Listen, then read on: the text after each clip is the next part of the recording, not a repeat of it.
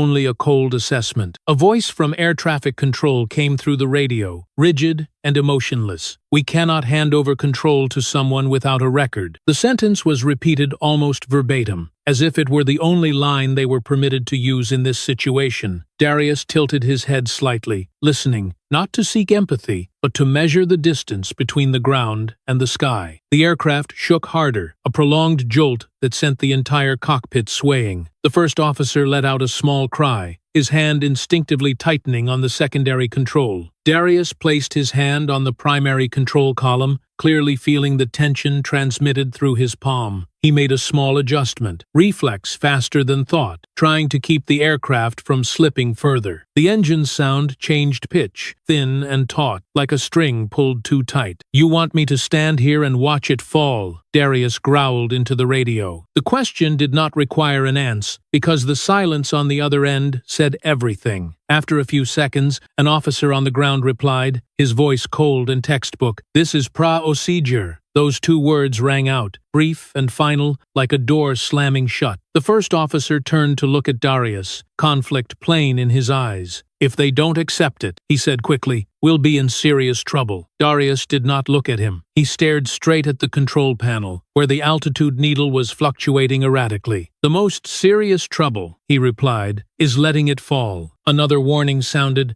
higher and more rapid than before. The altitude needle began to drop faster, the reading decreasing steadily, like an unforgiving reminder. Darius felt the change in thrust, in the way the air struck the fuselage. He adjusted once more, but this time the response was slower, as if the aircraft were hesitating before obeying each command. The voice from air traffic control returned, maintaining the same cadence. "You are not authorized." Darius took a deep breath, then answered, each word clear. "You're talking about paperwork. I'm talking about lives." There was no immediate reply. The first officer glanced at the communications display, then back at Darius, sweat beading on his forehead. A memory flashed through Darius's mind. The meeting room years ago, the cold faces, the familiar language about procedure. The feeling of being neatly pushed aside returned, no longer bitter, only brutally clear. He understood that to them, keeping records clean mattered more than facing a decision that might leave a mark. The plane shook again, harder and deeper. The first officer staggered, grabbing the panel to steady himself. "We're losing altitude," he said, his voice higher. Darius had seen it before the words were spoken. He adjusted the nose, trying to claw back a fragment of stability, but the needle kept dropping, slow and relentless. "We need to give you full control," the first officer said, like a belated confession. Darius turned to look at him, a glance that carried resolve. "Then, watch," he said, "and follow." The man nodded, saying nothing more, as if he had finally accepted that trust, in this moment, did not come from the system. The voice from the ground sounded again, this time with a hint of tension barely concealed. "We demand that you comply." Darius answered immediately,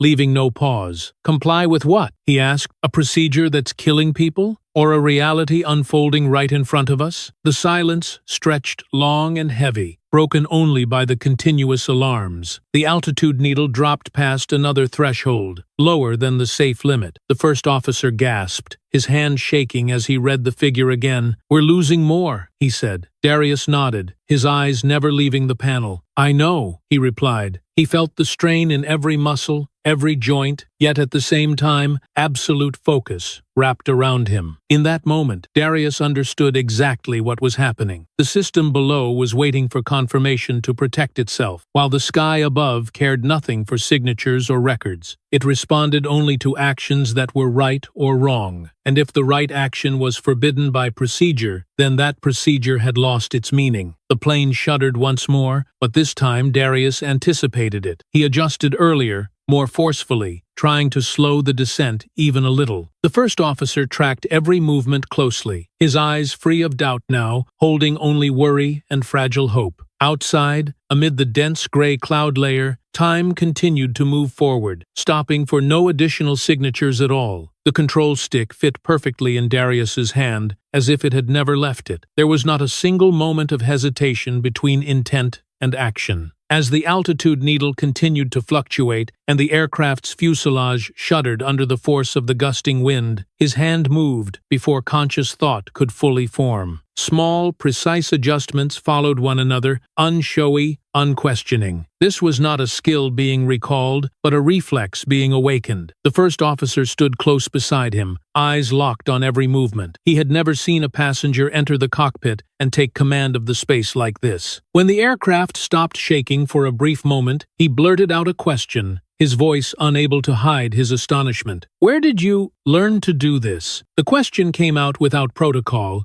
more as a reflex born of shock. Darius did not turn his head. His gaze remained fixed on the instrument panel, where the data blinked incessantly. "Somewhere where being wrong by a second means death," he replied curtly, his voice steady, carrying no trace of pride. The answer hung in the cockpit, heavy and unmistakable, like a fragment of truth that needed no further explanation. The aircraft stabilized again for a fragile moment. The vibration eased. The engine noise dropped by a degree, just enough for the difference to be felt. The first officer exhaled, his shoulders sagging in a rare second of release. "We're holding," he said, as if he needed to hear the words aloud, to believe they were real. The silence from air traffic control stretched longer than usual. There were no new instructions, no immediate warnings. Darius recognized the gap, an unfamiliar pause amid the earlier chain of rigid commands. He continued making adjustments, keeping the aircraft in a state of temporary balance, not waiting for permission from the ground. Then the familiar voice came through the radio again, this time sharper, more forceful. "You are disobeying orders." The first officer turned to look at Darius, his eyes wavering between anxiety and hope. Darius still did not look away. "I'm keeping it alive," he said, his voice low, unraised, unaccented. The statement was not an argument, but a declaration of fact. A powerful gust slammed into the aircraft, making the entire cockpit shudder. A long, low groan rose from the metal frame, like the lament of an object being pushed to its limit. Darius felt the change immediately, the pull shifting off-center, the response slowing. He adjusted again, his grip tightening, his wrist locking into a familiar angle. In his mind, another layer of memory surfaced, not as clear images, but as sensation. The sensation of endless training sessions, of having to maintain balance in conditions worse than this. He whispered very softly, almost without sound. "Stay calm." Like that day, the words were not meant for anyone else, but for himself, like a breath to keep everything from slipping away. The first officer watched every movement and began adjusting to Darius's rhythm. "The speed is more stable," he said quietly, as if afraid to disrupt the fragile state they had just reached. Darius nodded, his eyes never leaving the panel. He knew this moment of stability was only temporary, a lull between two waves. The voice from the ground came again, rigid but edged with tension. "You need to comply with instructions," Darius answered immediately. "The instructions can't keep up with reality." The first officer swallowed, but did not object. He had seen enough to understand that what was keeping the aircraft in the air now did not come from orders, but from experience etched deep into the body of the man beside him. The aircraft trembled lightly, then more heavily. The data on the screens began to jump to a different rhythm, no longer following the earlier order. Darius recognized the change almost simultaneously with the new warning sound. Another beep rang out, higher and more urgent, signaling a problem outside the original chain of failures. The first officer quickly read the information flashing up, his voice tightening. "We have another fault," he said, then paused. "More serious?" Darius felt it through his hands before the words fully registered. The feedback from the control stick had changed, heavier now, as if part of the aircraft itself were resisting command. He adjusted again, but this time, stability did not return as before. The gusts grew stronger, the fuselage shaking in an uneven rhythm. Darius held his posture, not forcing a response. He knew there were moments when forcing things only made them worse. He listened, felt, searched for a new balance point within a system that was shifting beneath him. The first officer looked at him, his eyes asking what he had not yet voiced. "Do we still have control?" Darius did not answer immediately. He stared at an indicator that had just crossed the safety threshold, then replied, his voice slow and firm. "Yes, but the window is narrowing." The voice from air traffic control came through again, this time cutting between the warnings. "You need to confirm your status."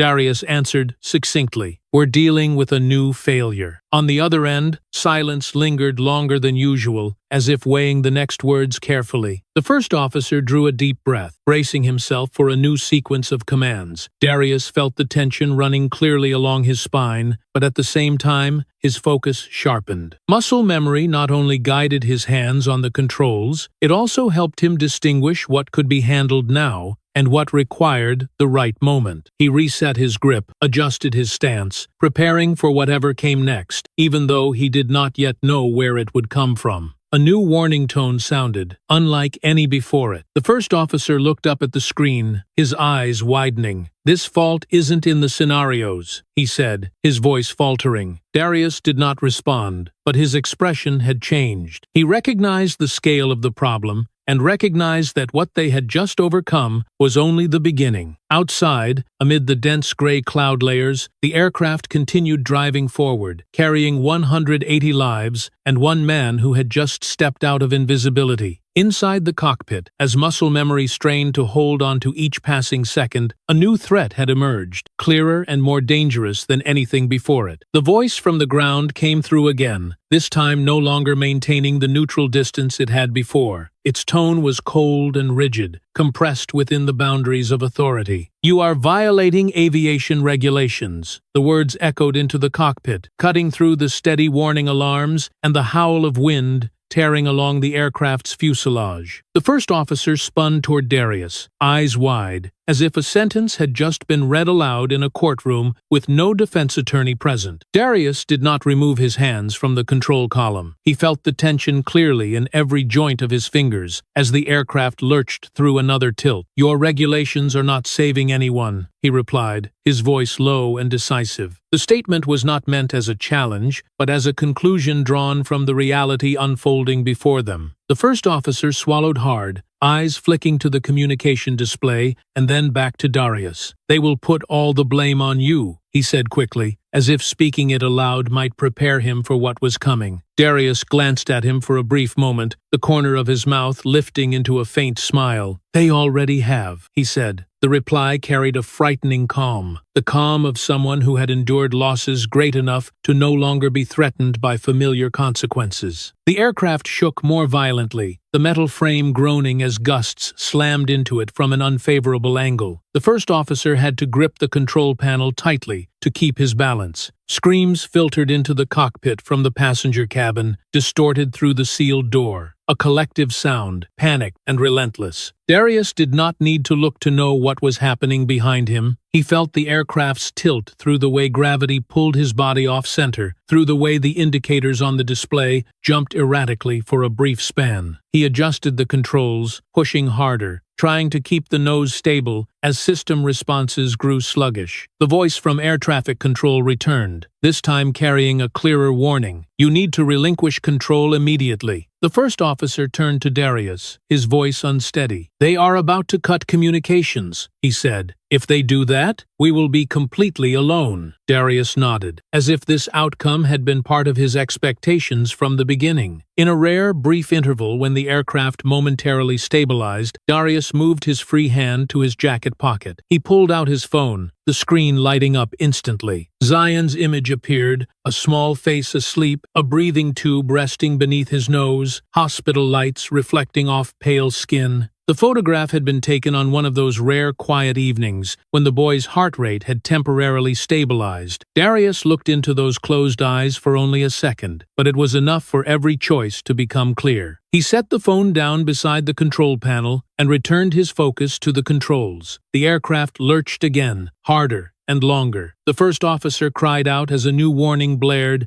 sharp and piercing. "We are losing more," he said, his hand trembling as he pointed at the display. Darius pulled the controls, keeping the aircraft from slipping deeper into a dangerous trajectory. His shoulders tightened, muscles rigid, but his gaze remained absolutely focused. The voice from the ground cut in again, this time rapid and urgent. "This is your final order." The first officer turned to Darius, conflict filling his eyes. "If you continue," he said, "everything after this will." The sentence was left unfinished as the aircraft jolted violently, stealing the breath from both of them. Darius did not allow the silence to linger. He leaned toward the radio, his voice cutting clearly through the cascade of chaotic sound. "If you want a clean aircraft record with no survivors," he said, each word slow and firm, "go ahead." The sentence dropped into the void between sky and ground, carrying no anger, only the bare truth. A pause stretched from the other side. The first officer stared at the communication display, waiting for a response. Darius continued making adjustments, holding the aircraft in a fragile balance. He was no longer thinking about legal consequences, no longer picturing conference rooms or sealed files. Everything narrowed to a single task: keeping this aircraft from becoming a falling mass of metal. The screams from the passenger cabin came again, clearer, closer. Darius sensed changes in the airflow, in the way the wings responded. He tilted his head, listening, adjusting to every minor shift. The first officer began moving in sync with him without further instruction. Two people stood side by side in the cramped cockpit, bound by a single objective, even as the system below had withdrawn its support. The voice from air traffic control returned, but this time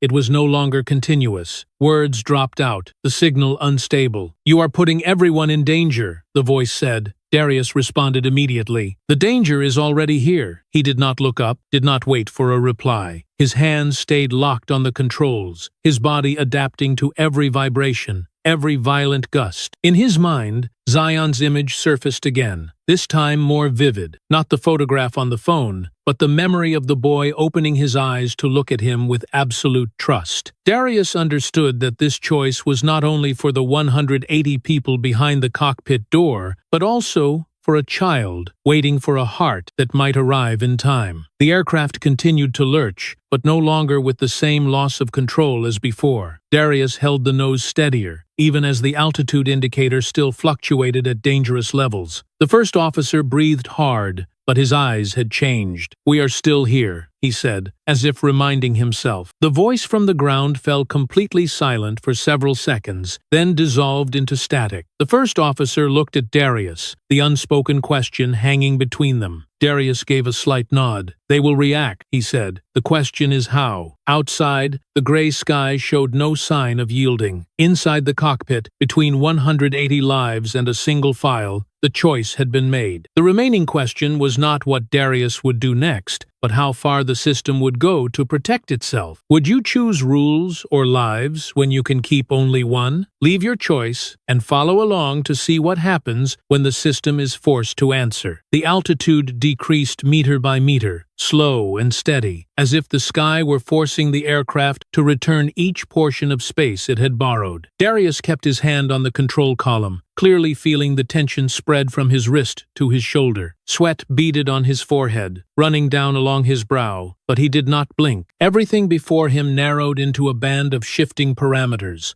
a blurred gray void beyond the windshield, and the familiar vibration transmitted through the body of the aircraft. The co-pilot stood beside him, almost holding his breath. He said nothing more, issued no further warnings, offered no suggestions. Panic had withdrawn, giving way to another state, one of such intense focus that any unnecessary movement became dangerous. He followed every adjustment Darius made, every increment of descent, as if watching a thin thread, keeping both of them from falling into emptiness. Outside, the fog remained dense, obscuring nearly all visibility. The runway had not yet appeared, only a endless gray stretching forward. Darius made another adjustment, very slight, just enough to keep the nose of the aircraft steady. He listened to the wind, the engines, the metal vibrating at a familiar frequency. Those sounds told him more than any instruction from the ground ever could. "Altitude stable," the co-pilot said softly, as if afraid of shattering the air inside the cockpit. Darius nodded, his eyes never leaving the space ahead. He did not respond, not for lack of time, but because any words now would be superfluous. The aircraft required precise action, not reassurance. A faint streak of light appeared in the fog, then vanished. The co-pilot leaned forward. "Runway lights," he said, his voice low but clear. Darius adjusted his focus, concentrating more intensely. Points of light gradually sharpened, piercing through the fog like the first signs of the ground. He held the rhythm, refusing to let relief arrive too soon. This was the phase where the smallest mistake could ruin everything. The aircraft shuddered once more, lighter than before, but enough to remind them that everything was still at the limit. Darius reduced altitude further, 1 meter at a time, feeling as though he were walking a taut line suspended between two voids. The co-pilot swallowed, eyes fixed on the display. "We are on axis," he said, as if confirming it to himself. The fog thinned. The runway came into clearer view, rows of aligned lights guiding the way forward. Darius sensed the change in thrust, in how the aircraft responded to each adjustment. He kept his hands steady, allowing no extraneous movement. Outside, the ground was approaching, no longer an abstract concept, but a tangible presence waiting below. A sharp jolt occurred when the nose wheel met a pocket of unstable air. The fuselage shuddered, and the co-pilot let out a quiet sound. Darius adjusted instantly, swift and decisive by reflex. He felt the moment the aircraft wavered, then gradually regained balance. The runway lights were now directly ahead, no longer hazy. "Hold," the co-pilot said, his voice taut. Darius did not reply. He maintained the rhythm, keeping the nose from pitching too high, from dropping too fast. Time seemed to stretch, each second passing slowly and heavily. He heard the tires begin to make contact, the dry, forceful sound of friction rising beneath the aircraft. The wheels touched the ground. The contact was not smooth, but it was decisive. The aircraft jolted hard once, then gradually stabilized as the speed decreased. Darius kept his hand on the control column for a few more seconds, following deeply ingrained reflexes, ensuring that everything was truly under control. The co-pilot exhaled sharply, as if escaping an invisible clamp. In the passenger cabin, no one spoke for the first 3 seconds. Those 3 seconds stretched like a vacuum, a space where everyone was still waiting to see whether the ground would truly remain beneath their feet. Then,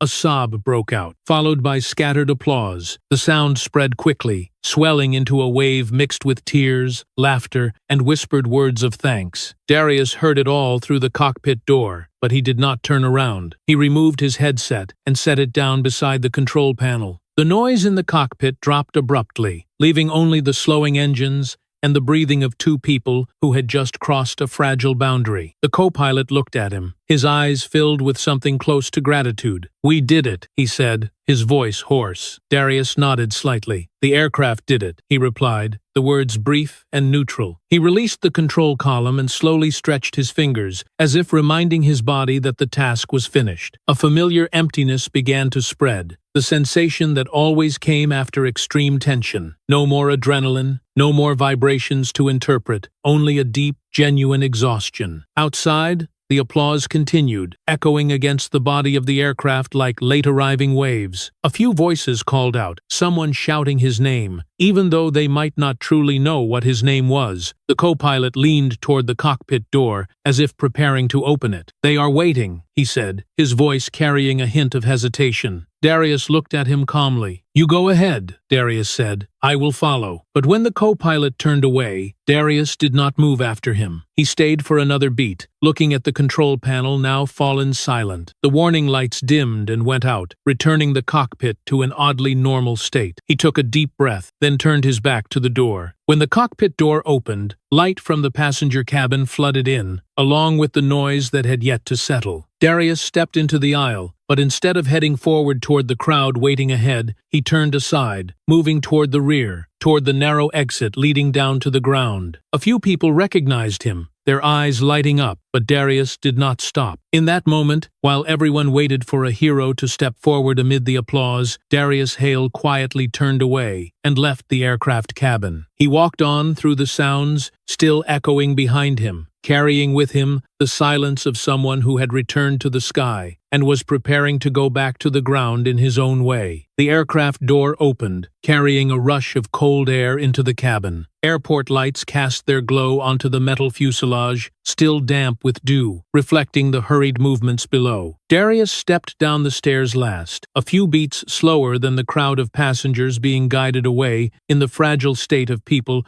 who had just escaped disaster. He had not yet set foot on the ground when the noise reached him first. Cameras flashed in rapid succession, bursts of white light firing relentlessly, cutting across his line of sight. People pressed up against the security barrier, mouths shouting, hands lifting microphones high. "The hero of the flight," someone yelled. The man who saved the whole plane. The words were hurled out continuously, urgently, as if a single second of delay would let the story slip away. One reporter pushed forward, his voice ringing out above the clamor. "What is your name?" The question did not wait for an answer, because it was immediately followed by a flood of others, overlapping and piling on top of one another. Darius heard everything, but he did not turn his head. He walked straight ahead, moving through the lights and the shouting as if they belonged to a different world. A security officer reached out, intending to stop him. "You need to stay and work with us," the man said. Darius paused for a very brief beat, just long enough to turn. "I have finished my job," he replied, his voice low and final. The man was about to say more, but Darius's gaze made him hesitate, not because of a threat, but because of a resolve that left no room for negotiation. He entered the waiting area, separating himself from the swelling crowd behind him. The glass doors slid shut, muting the noise, but not silencing it completely. The lounge was coldly lit, rows of metal seats aligned in straight lines, white lights reflecting off the polished floor. A few passengers remained seated, heads bowed, hands trembling, still not fully believing that they were safe. Darius chose a seat near the window. Outside, the aircraft lay still on the runway, lights reflecting off its body with calm indifference, as if it had never lurched through the sky. He looked at it for a few seconds, a sense of distance washing over him. That flight was over, cleanly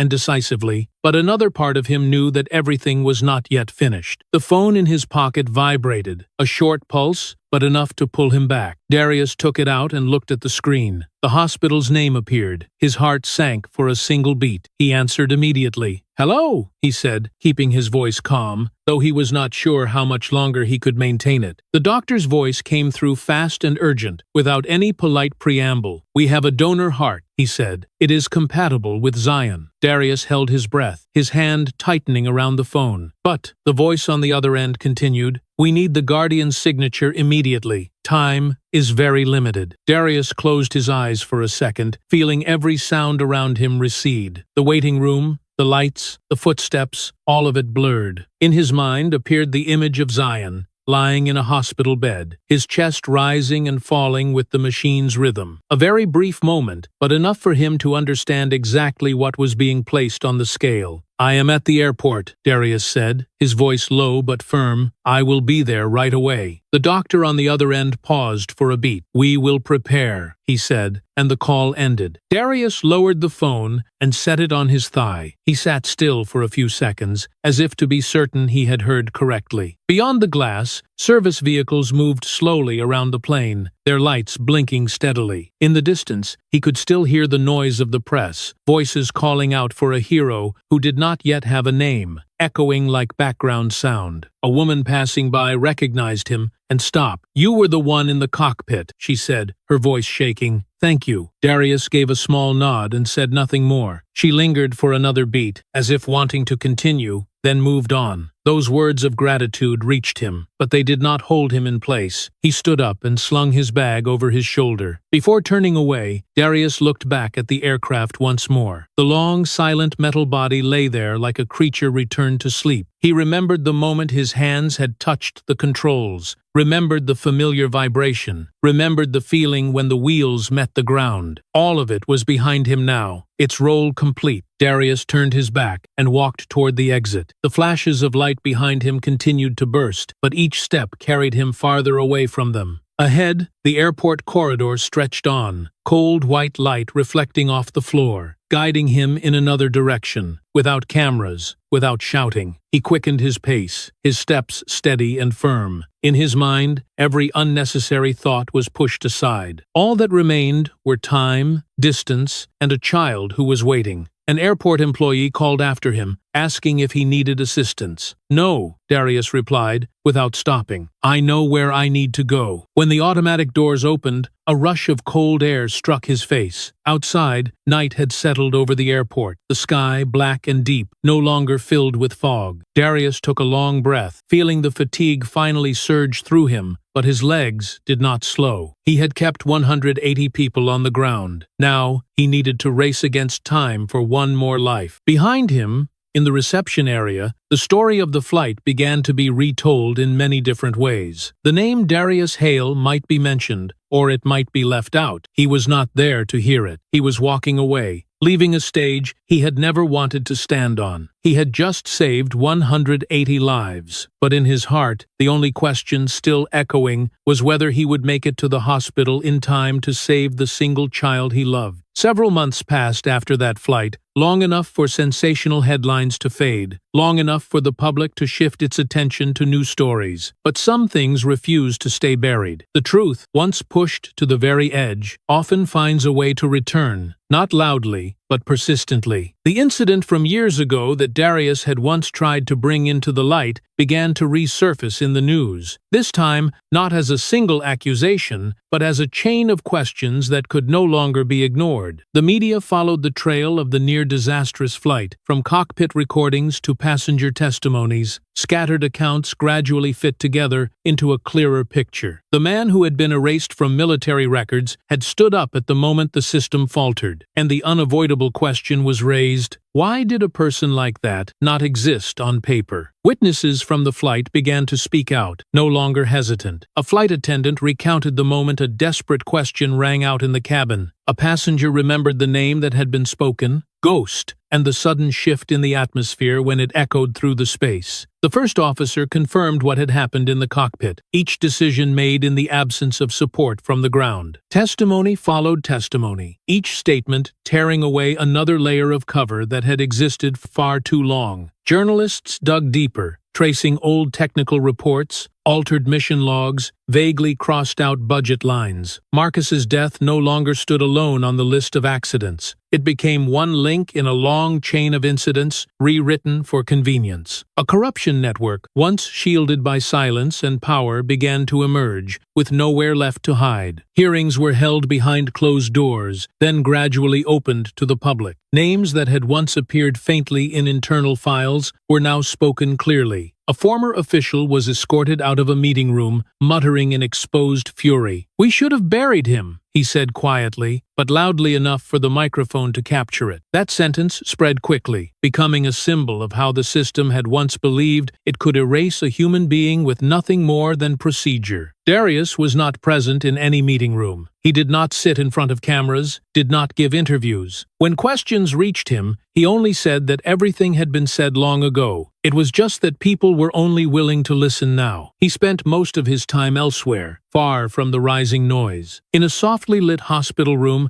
Zion lay still on the bed, his chest rising and falling steadily with natural breaths. The heart transplant had ended many hours earlier, and this time there was no urgent machinery, no irregular beeping. When the boy's eyelids fluttered and slowly opened, his gaze still hazy but alive, Darius stood beside him, holding his son's hand. Zion looked at him for a few seconds, as if needing to be sure the image before him was real. "Where am I?" the boy asked softly, his voice weak but clear. "Here," Darius replied, his voice low, keeping his emotions contained. "Everything is okay now." Zion gave a slight nod, his hand tightening, a very gentle squeeze, but enough for Darius to feel life returning. Darius sat there for a long time, saying nothing more. He watched every breath, every small movement, as if relearning how to believe in the future. There was no speech, no moment of celebration, only the quiet presence of a father beside a child who had crossed the most fragile boundary. Official announcements came later. Sentences, investigative conclusions, belated explanations. There was no ceremony honoring Darius. No medal was awarded, no public apology offered. His name appeared in a few news reports, then was gradually pushed into smaller print as the story moved into another phase. The system repaired itself in its familiar way, acknowledging errors without bowing to those who had been crushed. Darius waited for none of it. He returned to his old job, brewing coffee for hurried travelers at the airport, taking Zion to follow-up appointments, training the boy to walk a little farther each day. Life went on quietly, without the need to prove anything. On rare afternoons, he stood outside, watching planes take off, the familiar feeling rising again, no longer as painful as before. One evening, after Zion had fallen asleep, Darius sat by the window, city lights reflecting on the glass. He thought of Marcus, of the promise made years ago, of the flight that had changed everything. The sky out there remained vast and indifferent, unconcerned with records or titles. It was still there, remembering those who had flown within it, even if their names had been erased from paper. This story does not say that one should obediently wait for justice to come knocking. It does not promise that the truth will always be heard in time. It only says that when pushed to the very end, when every exit is closed, people still have the right to stand up, without permission, without prior recognition. Darius Hale did not become a symbol. No statue was built. His name was not spoken in speeches. He was simply a father who remained standing, a man who chose lives over records, who chose action over silence. And somewhere, among layers of clouds unseen from the ground, the sky still remembers him in its own way. If this story touched you, share it. Because out there are still many people being erased, being told to stay silent, being told that procedure matters more than life. And sometimes, the only thing needed to change a falling trajectory is one person willing to stand up under the sky.